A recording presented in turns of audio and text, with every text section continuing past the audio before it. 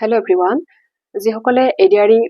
3.0 দিম বুলি ভাবিছে মানে যিসকলে এডিআৰই কাৰণে প্ৰিপাৰেচন কৰি আছে আৰু লগতে আসাম পুলিচৰ এছআই বা কনষ্টেবলৰ পৰীক্ষা দিম বুলি ভাবিছে আৰু এডিআৰই গ্ৰেড 3 দুটা আছে যিহেতু হায়াৰ ছেকেণ্ডেৰী আৰু গ্ৰেজুৱেট লেভেল আৰু এডিআৰই গ্ৰেড 4 এই গোটেইখিনি এক্সাম যিহেতু আকৌ এবাৰ পাতিব তাৰমানে আপোনাৰ 2026-27 বৰ্ষৰ ভিতৰত পৰীক্ষাখিনি হ'বগৈ আৰু তাৰ কাৰণে যিসকলে প্ৰিপাৰেচন কৰি আছে তেওঁলোকে মোক সুধিছিলে যে কেনেকুৱা ধৰণৰ কিতাপ পঢ়িব লাগে বিশেষকৈ জিকে যিহেতু বহুত কুৱেশ্যন আহে জিকে আমি কেনেকৈ পঢ়িব লাগে বা কি কি কিতাপ পঢ়িব লাগে আৰু কুৱেশ্যন পেটাৰ্ণবোৰ কেনেকুৱা থাকে ইয়াৰ উপৰি এটা কথা এডিআৰই গ্ৰেজুৱেট হওক এডিআৰই হায়াৰ ছেকেণ্ডেৰী আৰু এডিআৰই গ্ৰেড 4 আসাম পুলিচ সবৰে কিন্তু মানে যিটো পেটাৰ্ণ মানে আৰু যিটো কুৱেশ্যনৰ ষ্ট্ৰাকচাৰ মানে গোটেই নাম্বাৰিং বিলাক সব বেলেগ বেলেগ হয় মানে আপোনাৰ এই গ্ৰেজুৱেট লেভেলৰ যেনেকুৱা ধৰণৰ মাৰ্কছ থাকে মানে মাৰ্কিং চিষ্টেমটো সেইটো আপোনাৰ হায়াৰ ছেকেণ্ডেৰীৰ লগত নিমিলে বা নিগেটিভ মাৰ্কিংটোও নিমিলে তেনেকে আপোনাৰ গ্ৰেজুৱেটত এটা পৰ্চনত আপোনাৰ মানে 0.5 কে নিগেটিভ মাৰ্কিং কাটি দিব আৰু আপুনি এটা শুদ্ধ কৰিলে 2 নম্বৰকে পাব এনেকুৱা এটা সেকশনো আছে কিন্তু হায়াৰ ছেকেণ্ডেৰী পেপাৰখনত আপোনাৰ হেতু নাই আৰু আপোনাৰ আসাম পুলিচৰ যিখন পেপাৰ তাতো আপোনাৰ মাৰ্কছৰ ক্ষেত্ৰতো বেলেগ হয় আৰু মানে নাম্বাৰিং চিষ্টেমটো বেলেগ হয় গতিকে গোটেইখিনি এক্সাম পেটাৰ্ণখিনি বেলেগ কিন্তু আপোনালোকৰ সিলেবাস একেখনি আপোনালোকে একেই জিকে পঢ়িব লাগিব একেই মেথছ পঢ়িব লাগিব ৰিজনিং পঢ়িব লাগিব আৰু আপোনালোকৰ ইংলিশ পঢ়িব লাগিব এইখিনি একে হয় মাত্ৰ তাতে কুৱেশ্যন পেটাৰ্ণবোৰ বা আপোনালোকৰ নাম্বাৰ যিটো মাৰ্কিং চিষ্টেমবোৰ সেইবোৰ অকমান বেলেগ হয় গতিকে সিলেবাস সেম হয় আপোনালোকে মানে মই এইটো কাৰণে কৈ আছো আপোনালোকে যদি এটা পৰীক্ষাৰ কাৰণে বুলি পঢ়ে তেতিয়া মানে আপোনালোকে অকল হেতু বস্তু ফলো কৰি থাকে তাৰমানে আপোনালোকৰ বাকিখিনি এক্সামৰ কাৰণে আকৌ বেলেগকে পঢ়িব লগা হয় তো আপোনালোকে কি কৰিব জিকে বুলি কওঁতে আপোনালোকে গোটেই জিকে খিনি এফালৰ পৰা পঢ়ি যাব মানে যাতে আপোনালোকে যি পৰীক্ষাই দিয়ে জিকেটো একেই থাকিব জিকে কাৰণে যাতে আকৌ বেলেগকে পঢ়িব লগা নহয় তেনেকে আপোনালোকে পঢ়িব সেইকাৰণে মই কওঁ প্ৰথম আপোনালোকে যিমান সোনকালে পাৰে জিকেৰ যিখিনি বেছিক মানে নলেজ সেইখিনি আপোনালোকে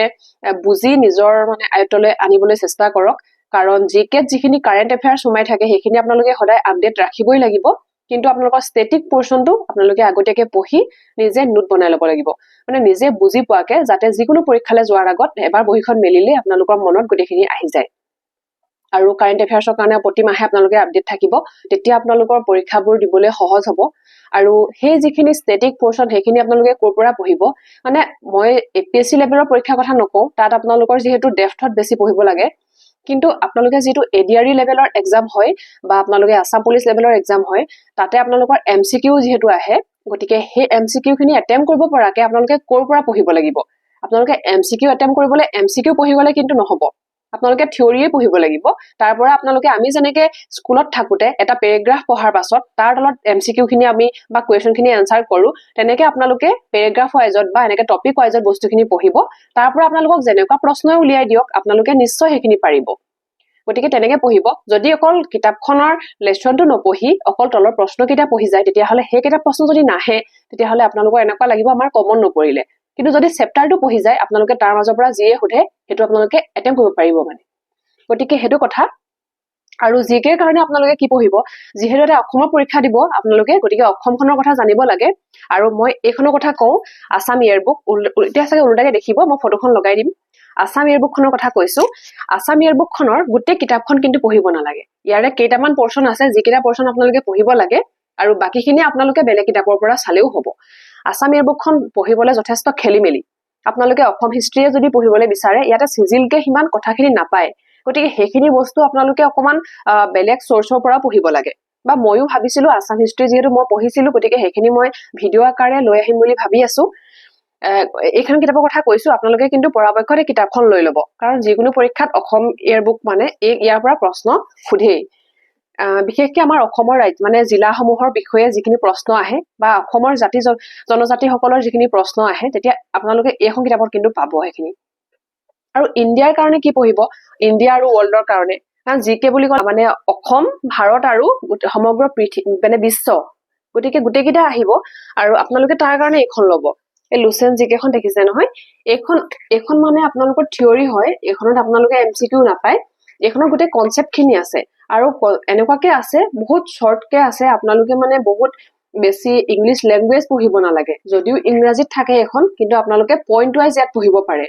আৰু এখন যদি আপোনালোকে পৰীক্ষালৈকে কেইবাবাৰো পঢ়ি শেষ কৰি দিয়ে আপোনালোকৰ মানে ৱৰ্ল্ড জিকে আহক বা ইণ্ডিয়ান জিকে আহক আপোনালোকৰ কোনো প্ৰশ্ন থাকি নাযায় কাৰণ আটাইতকৈ টান বা আটাইতকৈ আনকমন বুলি এবাৰ যিকেইটা প্ৰশ্ন পাইছিলো আমি সেইকেইটা এই কিতাপখনৰ পৰাই দিছিলে যোনে এই কিতাপখন পঢ়িছিলে তেওঁলোকে কিন্তু পাৰিছে মানে যিসকলে পঢ়িছিলে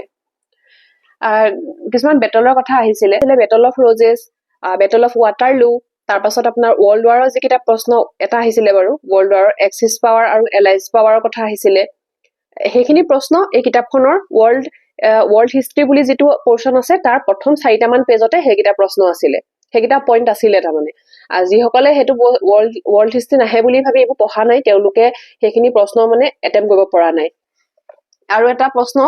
আমাৰ আসাম পুলিচত আহিছিলে যে হেৰি লাই মেকুৰী কি এনেকে আহিছিলে লাই মেকুৰী সেই প্ৰশ্নটো কিন্তু ময়ো পৰা নাছিলো আৰু সেই প্ৰশ্নটো ক'ৰ পৰানো সুধিছিলে বা কেনেকুৱা ধৰণৰ হিষ্ট্ৰী কিতাপত আছে সেইটো ময়ো এতিয়ালৈকে গম নাই পোৱা যদি কোনোবাই জানে যে তেনেকুৱা ধৰণৰ কথাবিলাক ক'ত লিখা আছে যিসকলে ভালকে হিষ্ট্ৰী পঢ়িছে তেওঁলোকে ইয়াতে ক'বচোন এই লুচেন জিকেখনত আপোনালোকে ইণ্ডিয়া আৰু world history polity geography economy মানে যিখিনি লাগে গোটেইখিনি বস্তু এই কিতাপখনত পাব আৰু এই কিতাপখনৰ পৰা পঢ়িলে আপোনালোকে সেইখিনি বস্তু জিকেৰ কাৰণে বেলেগত পঢ়িব নালাগে যেতিয়া ইয়াক পঢ়িব এটা টপিক বা এটা আপুনি যেনিবা গংগা ৰিভাৰ চিষ্টেমটোৱে পঢ়িছে ইয়াৰ পৰা যদি পঢ়িলে নহয় তাৰ পাছত কি কৰিব এইখনো লিচেন জিকে হয় এইখন MCQ হয় মানে তাত যিখিনি থিয়ৰি মানে আছে কনচেপ্ট আছে তাৰ পৰা কুৱেশ্যন উলিয়াই পিনি ইয়াত আছে মানে এই কুৱেশ্যনখিনি তাৰপিছত এটেম্প কৰি দিব ইয়াত সেইখিনি পঢ়ি লৈ ইয়াত কুৱেশ্যন এটেম্প কৰিব তেতিয়া আপোনালোকৰ মানে একদম মক টেষ্ট দিয়া নিচিনা হ'ব আৰু মনত থাকিব কথাখিনি ঠিক আছে মই তেনেকৈ কৰিছিলো প্ৰথমতে যেতিয়া এখন পঢ়ো এখনত পঢ়াৰ পাছত মই ইয়াত কুৱেশ্যন লগাওঁ মোৰ মনত ৰৈছে নাই কথাখিনি চাবলৈ তেনেকৈ কৰিব আৰু যিসকলে অকণমান ডেফথত পঢ়িম বুলি ভাবিছে মানে যিসকলে আৰু অলপ জানিব বিচাৰে মানে ওৱান লাইনাৰতকৈ বেছি জানিব বিচাৰে বা পঢ়িব বিচাৰে তেওঁলোকৰ কাৰণে মই এই কিতাপখন দিছো এইখন হৈছে আসাম চিভিল চাৰ্ভিচ এক্সামিনেশ্যন কথাখিনি যদি আপুনি কিয় হ'ল কি হ'ল মানে একদম আঁতিগুৰি মাৰি পঢ়িব বিচাৰে তেতিয়া কিন্তু এই কিতাপখনে সহায় কৰিব এই কিতাপখন অসমীয়াত নাই এই কিতাপখন ইংৰাজীত আছে আৰু ইমান টান ইংৰাজীও নহয় বুজি পাব তেনেকুৱা ইংৰাজী ময়ো ভালকে সম্পূৰ্ণ পঢ়ি শেষ কৰিব পৰা নাই কিন্তু মই সময় যেতিয়াই পাওঁ তেতিয়া এখন কিতাপ অকণমান পঢ়ি থাকো এইখনৰ পৰা মানে কিছুমান কনচেপ্ট লৈ আৰু মই যিখিনি পঢ়িছিলো ৰয় ছাৰৰ পৰা তেখেতৰ ক্লাছত মই যিখিনি শিকিছিলো সেইখিনি মোৰ নোট আছিলে আৰু মই এই কিতাপখনো পঢ়ি থাকো যিহেতু তেনেকেদি মই মানে যিখিনি শিকিছো তাৰ ভিত্তিতে মই আপোনালোকৰ কথাখিনি কৈ থাকো এই কিতাপখন যদি এবাৰ পঢ়ে তেতিয়া বুজি পাব ইয়াত মানে অসম হিষ্ট্ৰীটো ইয়াত বহুত ভালকে আছে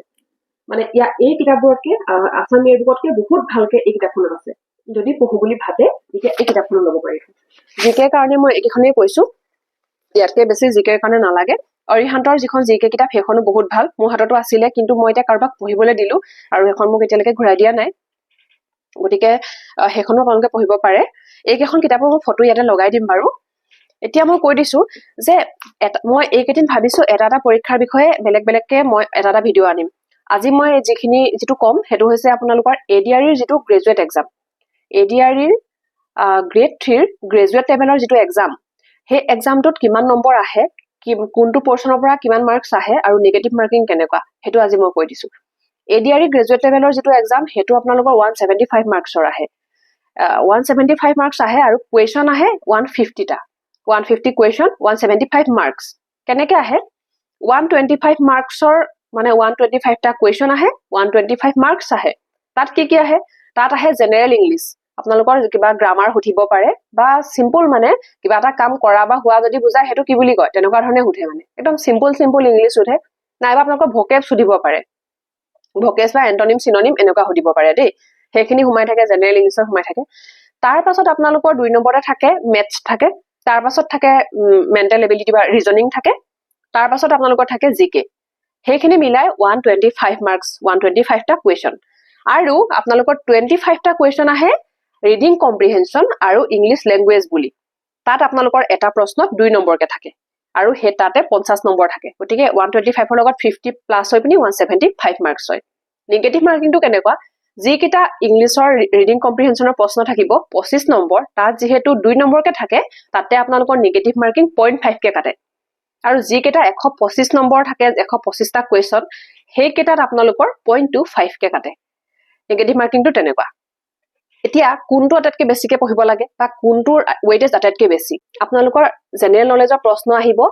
ছচিয়েল সায়েন্স আৰু জিকে মিলাই মানে আপোনালোকৰ তাতে ছ'চিয়েল সায়েন্স বুলি কওঁতে আপোনালোকৰ পলিটি হিষ্ট্ৰি জিঅ'গ্ৰাফি সব সোমাই থাকিব তাৰ পাছত আপোনালোকৰ জিকে বুলি কওঁতে ষ্টেটিক জিকে হওক বা কাৰেণ্ট এফেয়াৰ্ছ হওক মানে এভৰিথিং সোমাই থাকিব তাতে দুইটা মিলাই 65 মাৰ্কছৰ প্ৰশ্ন আহিব গতিকে 65টা কোৱেশ্যন জিকে আহিব যদি আপুনি জিকে স্কিপ কৰিম বুলি ভাবি আছে তেতিয়াহলে আপুনি এইটো পৰীক্ষা কেতিয়াও পাছ কৰিব নোৱাৰিব ঠিক আছে তাৰ পাছত আপোনালোকৰ আহিব মেথছ আহিব মেথছ আপোনালোকৰ 30টা কোৱেশ্যন আহিব 30টা কোৱেশ্যনৰ আপোনালোকে যদি 20টা হলেও নোৱাৰে তেতিয়াহলেও কিন্তু আপোনালোকে পৰীক্ষাটো পাছ কৰিব নোৱাৰিব কাৰণ কাট অফ বহুত বেছি তাৰ পাছত আপোনালোকৰ আহিব ৰিজনিং আহিব আপোনালোকৰ 20টা আৰু ৰিজনিং ইমান টান নাহে তাত আপোনাৰ 15 পৰা মানে 15 পৰা 18টা প্ৰশ্ন আপোনালোকে পাৰিব লাগিব ৰিজনিং টান নাহে তাতে দুটা বা তিনটা ৰিজনিঙে টান দিব আৰু হেকেটাও যোনে পাৰে হিটো পৰীক্ষা পাছ কৰিব তেনেকুৱা মানে টান মানে কি আপোনালোকৰ পকাই দিয়ে ন কোৱেশ্যনবোৰ আপোনালোকৰ এনসাৰ উলিয়াতে সময় লাগে টান বুলিও নহয় কিন্তু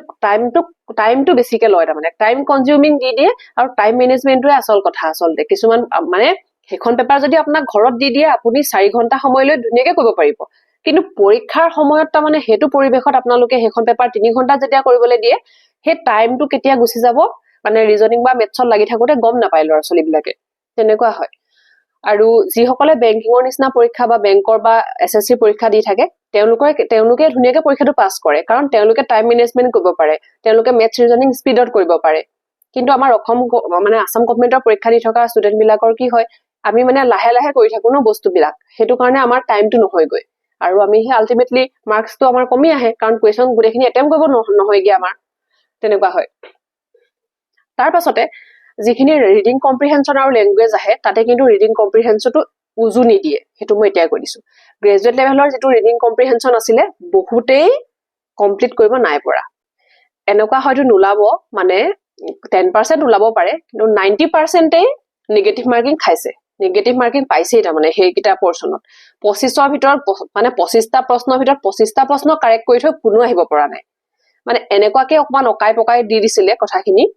মানে যেটো আৰসিটো দিছিলে পেছেজটো আৰু যেটো দীঘল দিছিলে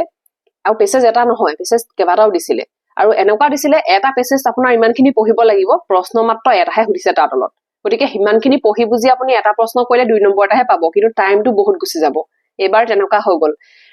তেনেকুৱা আছিলে আৰু হে 25টা প্ৰশ্নত 50 নম্বৰ আহে যেহেতু টাফও থাকে আপোনালোকে ইংলিশ কিন্তু জিকে জানেকে পঢ়িব ইংলিশও সদায় পঢ়িব লাগিব তেনেকে ভোকেব যদি আপোনালোকৰ ভাল নহয় ওয়াৰ্ড ষ্টক যদি আপোনালোকৰ নাথাকে তেতিয়া কিন্তু ইংৰাজীত আপোনালোকে ভাল নম্বৰ নাপায় যাৰ ইংৰাজী বেয়া হয় হে কিন্তু গ্ৰেজুৱেট লেভেল পৰীক্ষাটো ফেল কৰিব হেতু একদম সঁচা কথা অকল যদি ৰিজনিং আৰু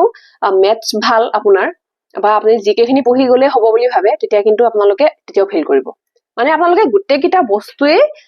ভালকে পঢ়িব লাগিব প্ৰথমৰ পৰা কোনোবা এটা বিষয় যে উজু বুলি এৰি দিব তেনেকুৱাকে পঢ়িলে কিন্তু